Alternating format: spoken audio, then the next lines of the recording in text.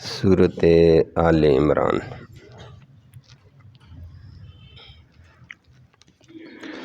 الحمد للہ عدد خلقہ ورضا نفسہ وزنۃ عرشہ ومداد کلماتہ،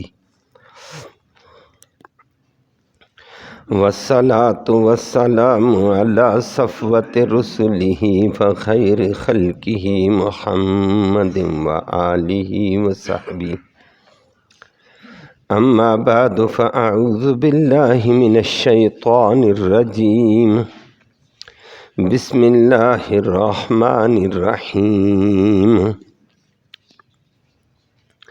الف لام میم، اللہ لا الہ الا ہو الحی القیوم، نزل علیک الکتاب بالحق مصدقا لما بین یدیہ وانزل التوراۃ والانجیل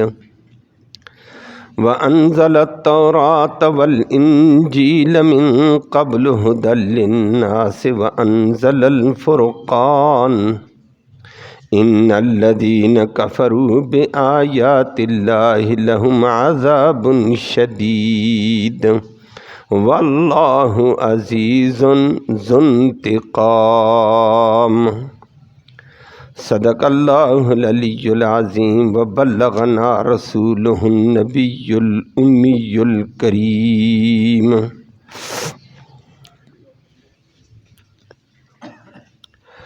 قابل صد تکریم معزز سامعین کرام،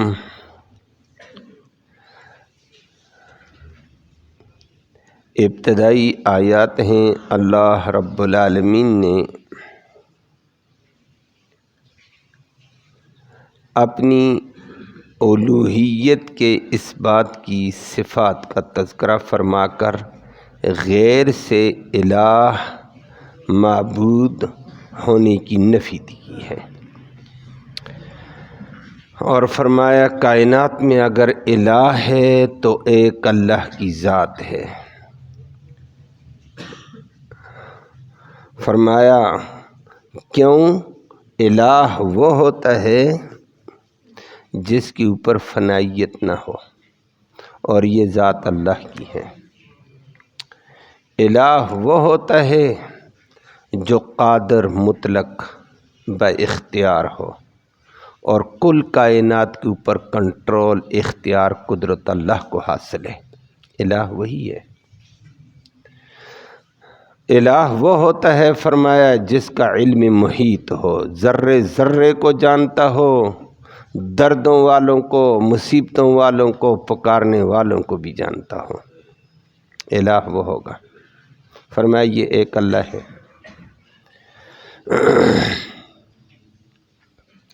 وہ آپ کے سامنے بات آتی ہے، ابتدا میں اللہ نے اپنی صفات کا ذکر کیا، تفصیل پھر آتی ہے۔ لفظی ترجمہ سماعت فرمایا الف لام میم، اللہ اعلم بمرادہ، ان حروف کی مراد کو اللہ ہی بہتر جانتا ہے اور کوئی بھی نہیں جانتا ہے۔ اللہ لا الہ الا ہو، کہ اللہ وہ عظیم ذات ہے، لا الہ کوئی بھی الہ نہیں کائنات میں، الا ہو وہی اللہ الہ ہے۔ کیوں؟ الحی جو ہمیشہ ہمیشہ زندہ، باقی دنیا میں کوئی بھی ہمیشہ زندہ رہنے والا نہیں۔ نمبر 2 القیوم، فرمایا وہ عظیم ذات ہے جس نے کائنات کی ہر چیز کو اپنے درجے میں قائم کیا ہوا ہے۔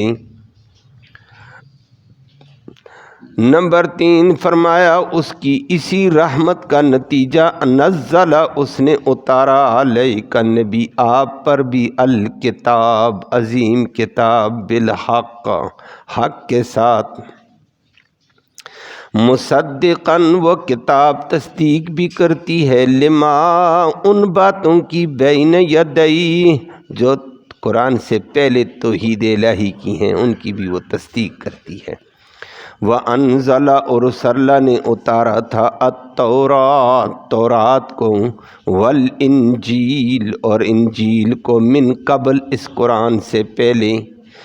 کیوں اتارا قرآن تورات انجیل؟ مقصد یہ تھا ھدی للناس، لوگوں کی ہدایت کے طور پر اتارا ہے۔ وَأَنزَلَ الْفُرْقَانَ اور آخر میں پھر اس نے فرقان اتار دیا، حق و باطل میں فرق کرنے والا قرآن۔ ان کو مانو کامیاب، نہیں مانو گے تو ان الذین بے شک وہ لوگ کفروا جو انکار کرتے ہیں بآیات اللہ، اللہ کے احکام کے، اللہ کی قدرتوں کا، لہم ان کے لیے ہے عذاب شدید، سخت عذاب۔ واللہ اور اللہ ہے عزیز، ساری دنیا پہ غالب، جو کرے کر سکتا ہے، ذو انتقام وہ انتقام والا بھی ہے، جس سے بدلہ لے سکتا ہے، اس کو کوئی پوچھنے والا نہیں۔ کل آپ نے اسی صورت سے متعلق صورت کے نام کے حوالے سے تفصیلات سماعت کی تھیں کہ صورت کا نام آل عمران تھا، اور اللہ نے بتا دیا کہ صورت فاتحہ میں تم پڑھ چکے ہو ایاک نعبد و ایاک نستعین، اللہ ہم تیری ہی عبادت کریں گے اور تجھ ہی سے مدد مانگیں گے۔ تو پھر آگے بڑھ کر کہو ولا نعبد البقرۃ ولا نستعین البقرۃ کما فعلت الیہود، ہم گائے شائی کی پوجا بھی نہیں کریں گے اور گائے جیسی چیزوں سے ہم مدد بھی نہیں مانگیں گے جیسے یہودیوں نے کیا۔ آگے بڑھ کر فرمایا یہ بھی کہو ولا نعبد آل عمران ولا نستعین آل عمران، عمران کے خاندان کے ولیوں کی ہم پوجا بھی نہیں کریں گے اور ان سے مدد اور حاجات میں بھی ان سے کچھ بھی التفات نہیں کریں گے، کما فعلت النصارى، جیسے عیسائیوں نے آل عمران کے خاندان کی نظریں، نیازیں، منتیں، منوتیں، چڑھاوے، چادریں چڑھانی، سجدے کرنے شروع کیے کہ ہم یہ کام نہیں کریں گے۔ اللہ ہم سب کو عمل کی توفیق نصیب فرمائے۔ یہ کل آپ نے تفصیل سنی، آل عمران کیا تھے؟ برگزیدہ شخصیات تھے۔ لوگوں نے برگزیدہ شخصیات گزر گئیں تو ان کو حاجت روا ماننا شروع کر دیا، ان کی نیازیں دینی شروع کر دی، ان کی منتیں دینی شروع کر دی، ان کو پکارنا شروع کر دیا۔ اس میں عمران کو بھی پکارا، ان کی بیوی کو بھی پکارا، ان کی بیٹی مریم کو بھی پکارا، ان کے نواسے عیسیٰ علیہ السلام کو بھی پکارا، بلکہ عیسائی آپ کے سامنے آ رہا ہے، اس سے آگے بڑھے، صرف پکارا نہیں، عیسائیوں نے کہہ دیا عیسیٰ علیہ السلام تو خدا کا بیٹا ہے، اور آگے بڑھے کہنے لگے نہ تین خداؤں میں سے ایک خدا ہے، یا خود خدا ہے، یا مریم خدا ہے، یا عیسیٰ خدا ہے۔ کہ اچھا اس حد تک آگے بڑھنے لگے، کہنے لگے، وہ آپ کے سامنے آگے تفصیل آتی ہے انشاءاللہ۔ تو اللہ نے فرمایا مسلمانوں یہ کام تم نے نہیں کرنے ہیں، کہ لوگوں نے اللہ والوں کی اتباع چھوڑ کر اللہ والوں کو پکارنا شروع کر دیا۔ اللہ والوں کے طریقے کو اپنانا تھا، وہ چھوڑ کر اللہ والوں کو مشکل کشا سمجھ لیا ہے۔ فرمایا یہ نہیں کرنے ہیں۔ اور وہ آل عمران عظمت والا خاندان تھا۔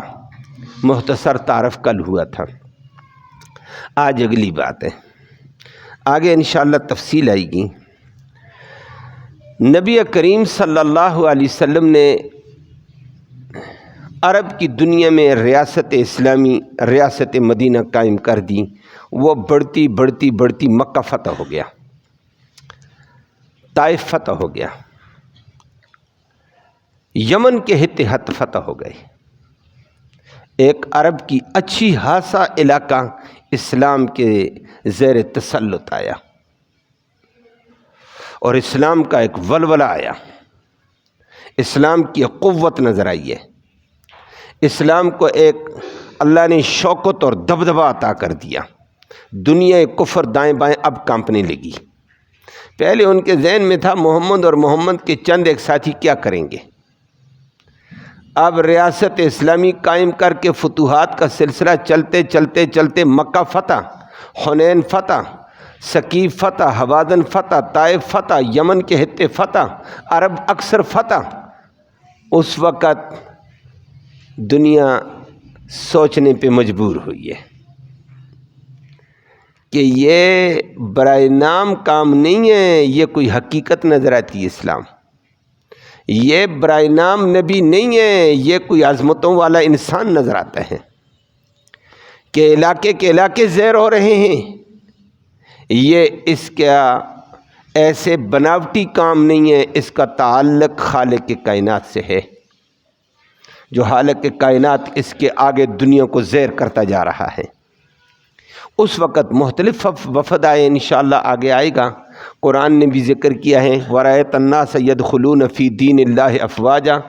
آپ نبی دیکھیں گے ایسی فتح دوں گا، لوگ فوج در فوج، وفد در وفد، جماعت در جماعت انشاءاللہ اسلام میں داخل ہوں گے. اور یہ وہ دور تھا، طرح طرح کے وفد آتے. آج ایک وفد آیا، یہ وفد نجران سے آیا تھا. نجران کے عیسائی بلندی پر تھے، مالدار تھے، معیشت والے تھے، زرخیز خطے والے تھے، اناج تھا، غلہ تھا، تجارت تھی. اپنے آپ کو سمجھتے ہمارا پیسہ، ہماری دولت، ہماری معیشت، ہمارا کرتے تھے. لیکن آج انہوں نے سوچا عرب سارا اس محمد اور محمد کے تابعداروں کے آگے زیر ہو چکا ہے. یمن زیر ہو چکا، طائف جیسے، مکہ جیسے شہر زیر ہو چکے. آگے کیا رہتا ہے؟ اب اگلا رخ شام کی سرحد کے اوپر نجران رہتا ہے، پھر تو اگلا رخ ہماری طرف ہے.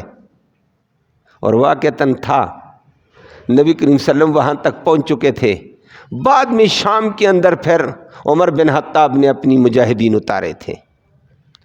تو نجران کے عیسائیوں نے 80 آدمیوں پر مشتمل افراد آ گئے نبی کریم صلی اللہ علیہ وسلم کی خدمت میں. کام کیا تھا کہ نبی کریم صلی اللہ علیہ وسلم سے مذاکرات کرتے ہیں. ایک کام یہ تھا ان کا کہ اپنے مذہب کو ہم ان پہ مسلط کریں گے، ان کو لاجواب کریں گے کہ ہم سچے ہیں، آپ سچے نہیں ہیں.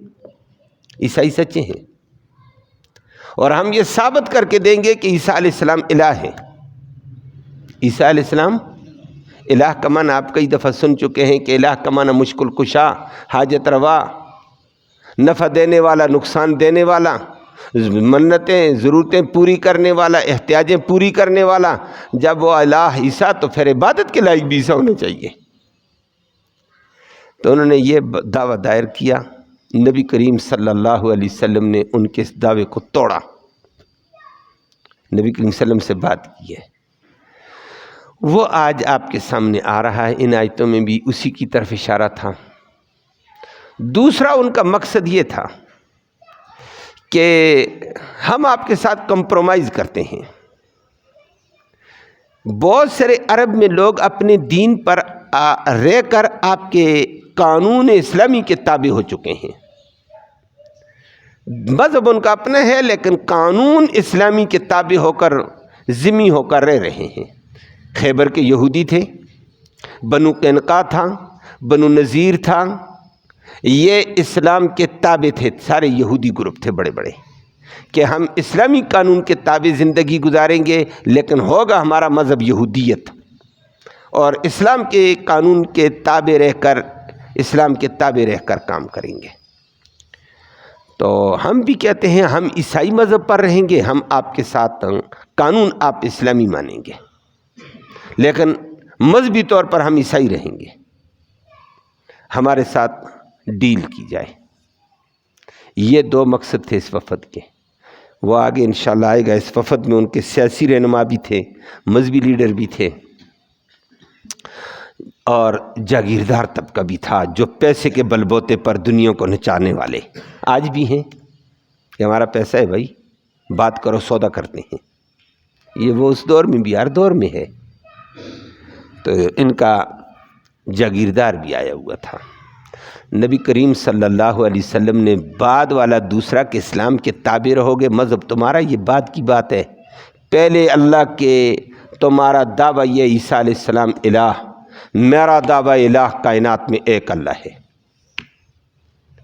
الہ کا معنی مشکل کشا، لا الہ الا اللہ کلمے میں پڑھتے ہیں، کوئی مشکل کشا نہیں صرف اللہ، لا الہ کوئی حاجت روا نہیں صرف اللہ، لا الہ کوئی نفع دینے والا نہیں الا اللہ صرف اللہ، لا الہ کوئی نقصان دینے والا نہیں الا اللہ صرف اللہ، لا الہ مرادیں پوری کرنے والا نہیں الا اللہ صرف اللہ، ہر جگہ لا الہ، ہر جگہ پریشان حال کی سننے والا نہیں الا اللہ صرف۔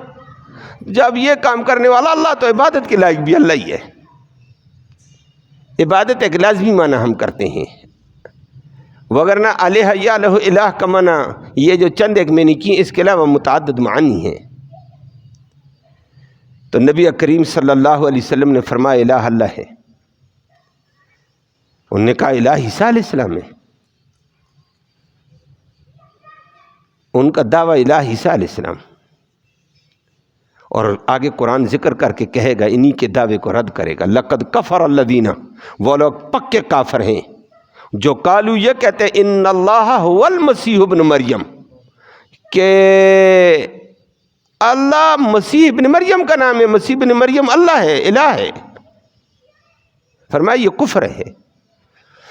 وہ آگے آئے گا، نبی کریم صلی اللہ علیہ وسلم نے ان کے سامنے 4 باتیں رکھی، مجھے 4 باتوں کا فی الحال جواب دے دو۔ پہلے عیسیٰ علیہ السلام کے حوالے سے جواب دو کہ عیسیٰ علیہ السلام ہمیشہ زندہ رہنے والے، ہمیشہ حیات والے، ہمیشہ دنیا میں قائم و دائم رہنے والے ہیں یا ہمیشہ قائم والے نہیں ہیں؟ موت آئے گی، فنا آئے گی، بتاؤ۔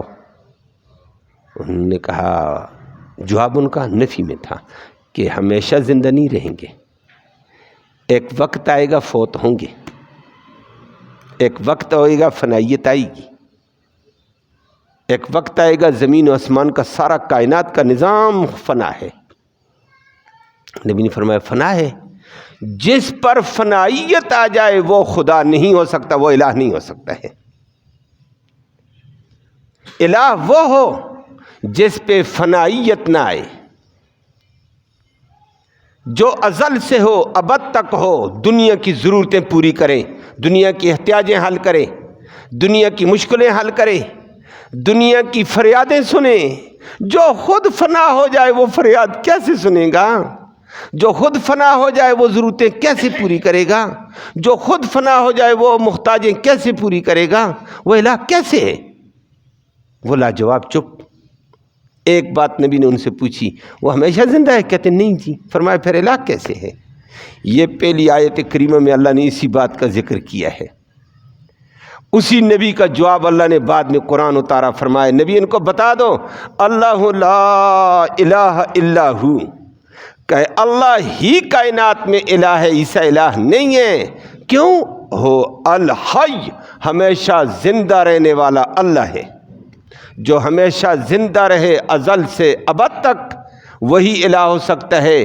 ہر دور میں، ہر وقت میں، رات کو دن کو فریادوں کی فریاد کو سنے، ضرورت مندوں کی ضرورتوں کو پورا کرے، محتاجوں کی احتیاج براری کرے۔ فرمایا الہ وہ ہے جو حی، ہمیشہ زندہ رہے۔ اللہ کی صفت وہی ذکر کی جو نبی نے بتائی، ان کو لاجواب۔ دوسرا ان سے پوچھا اچھا مجھے یہ بتاؤ کہ عیسیٰ علیہ السلام کو ہر چیز کا علم ہے، اس کا علم محیط ہے کہ ساری کائنات کے اوپر کے ذرے ذرے کو جانتا ہو، اور ہر کونے میں بیٹھے ہوئے مشکل کشا کی مشکل میں پھنسے ہوئے کی مشکل سنتا ہو، اس کا علم محیط ہے؟ انہوں نے آگے سے کہہ دیا نہیں، علم محیط نہیں ہے۔ فرمایا پھر الہ وہ ہوتا ہے جس کا کل کائنات کے اوپر علم محیط ہو، کائنات کے کونوں میں، آسمان کی بلندیوں میں، زمین کی تہ میں، وہ چلتے ہوئے کیڑے مکوڑوں کو بھی جانتا ہو، ان کی ضرورتوں کو بھی جانتا ہو اور ان کی ضرورتیں پوری کرے۔ الہ وہ ہو سکتا ہے۔ جس کا علم محیط ہی نہیں، اس کو پتہ ہی نہیں کون مجھے کہاں پکار رہا ہے، وہ الہ کیسے بنے گا؟ الہ کے لیے علم محیط ہونا ضروری ہے۔ اور اگلی آیت میں آپ کے سامنے آنے والا ان اللہ لا یخفی علیہ شیء، اللہ نے اسی بات کا ذکر کیا جو آج میں نے آیت نہیں پڑھی ہے۔ نبی کریم صلی اللہ علیہ وسلم نے تیسری بات ان سے پوچھی، مجھے یہ بتا دو کہ عیسیٰ علیہ السلام پیدا ہوا ہے یا بغیر پیدائش کے تھا؟ انہوں نے آگے سے کہہ دیا نہیں جی وہ تو مانتے ہیں، وہ تو خود کہتے ہیں کہ عیسیٰ بھی خدا ہے، عیسیٰ کی ماں مریم بھی خدا ہے، تو ماں جو ہوئی تو وہ پھر پیدا ہوا ہے نا، بیٹا ہے۔ تو فرمایا عیسیٰ جو پیدا ہوا، پیدا ہونے سے پہلے الہ کون تھا؟ جو پیدا ہو اب، پہلے نہ ہو، وہ الہ نہیں ہو سکتا ہے۔ الہ وہ ہوتا ہے جو پیدا نہ ہو، نہ اس سے پیدا ہو نہ وہ پیدا ہو، لم یلد ولم یولد، وہ ازل سے ہے، وہ ابد تک ہو، ساری کائنات سے پہلے سے ہے، وہ کائنات اس کے مرہون منت ہو، وہ تو اللہ ہے۔ تم کس عیسیٰ کے الہ کی بات کرتے ہو؟ تیسری چوتھی بات نبی کریم صلی اللہ علیہ وسلم نے پوچھی، اچھا یہ بتا دو عیسیٰ علیہ السلام قادر مطلق ہیں، قادر قدرت رکھتے ہیں، ہر چیز پر، ہر ذرے پر، ہر چیز پہ اس کی طاقت اور قدرت اور تصرف، جو چاہے کرے کر سکتا ہے، جو چاہے کر سکتا ہے؟ یہ اس لیے انہوں نے نفی میں جواب دیا کہ واقعتاً حقیقت تھی، وہ بھی عیسائی تھے، جانتے تھے، پر وہ کہنے لگے قادر مطلق نہیں ہے۔ اگر قادر مطلق ہے تو یہودیوں نے ان کو پھانسی لٹکانے کی کوشش کی، آسمان پہ کیسے گئے ہیں؟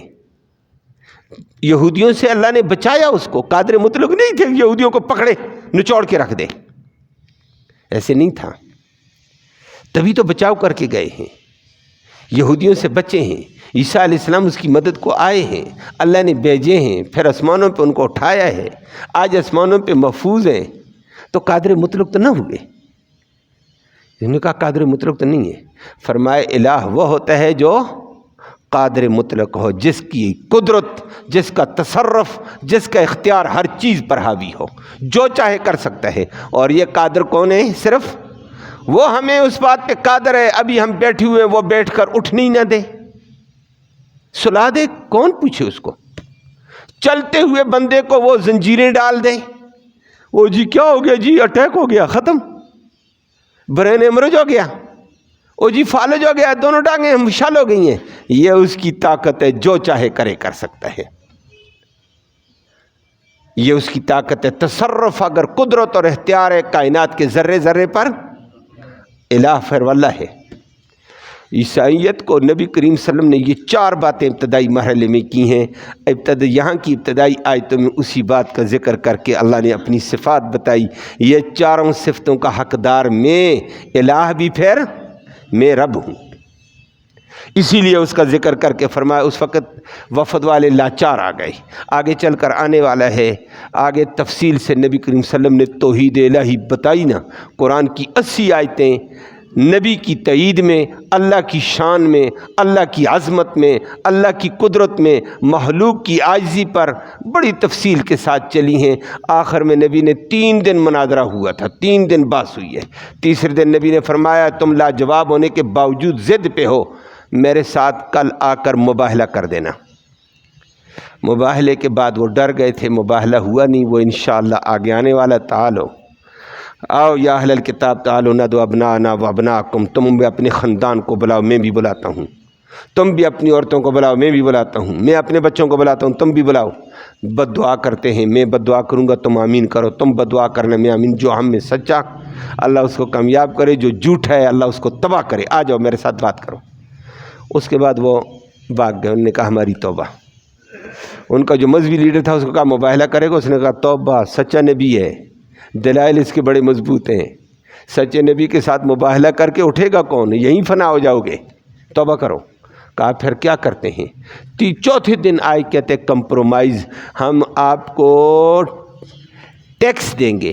ٹیکس یاد رکھنا اسلامی حکومت میں کافر سے لیا جاتا ہے، مسلمان سے نہیں۔ مسلمان کی اور احکام ہیں، زکوٰۃ ہے، یتیموں کے لیے مدد ہے، غربا کے لیے مدد ہے، بیواؤں کے لیے مدد ہے، صدقہ ہے، خیرات ہے، اور نظام بڑا وسیع ہے۔ ٹیکس اسلامی حکومت میں کفر سے لیا جاتا ہے۔ انہوں نے کہا ہم ٹیکس دیں گے آپ کو، پھر ٹیکس کے اوپر معاہدہ کر کے واپس چلے گئے۔ اس وقت بعد میں اللہ نے ان کو اسلام کی دولت دے دی تھی، بعد میں عمر بن خطاب کے دور میں اسلامی سلطنت کا حصہ بن گئے تھے۔ اللہ نے آیتوں میں انہی باتوں کا ذکر کر کے فرمایا سنو، اللہ نے پھر نبی کی تائید میں بتایا اللہ لا الہ الا ہو، اللہ ہی کائنات میں الہ ہے، نہ عیسیٰ الہ، نہ مریم الہ، نہ مریم کی ماں الہ، نہ مریم کا باپ عمران الہ۔ فرمایا کیوں؟ اللہ ہی الہ، الحی، جو ہمیشہ ہمیشہ ہمیشہ زندہ رہنے والا، ازل سے ابد تک حیات ہے، کبھی اس پر فنائیت نہیں۔ الہ وہ ہوتا ہے جس پر فنائیت نہ ہو۔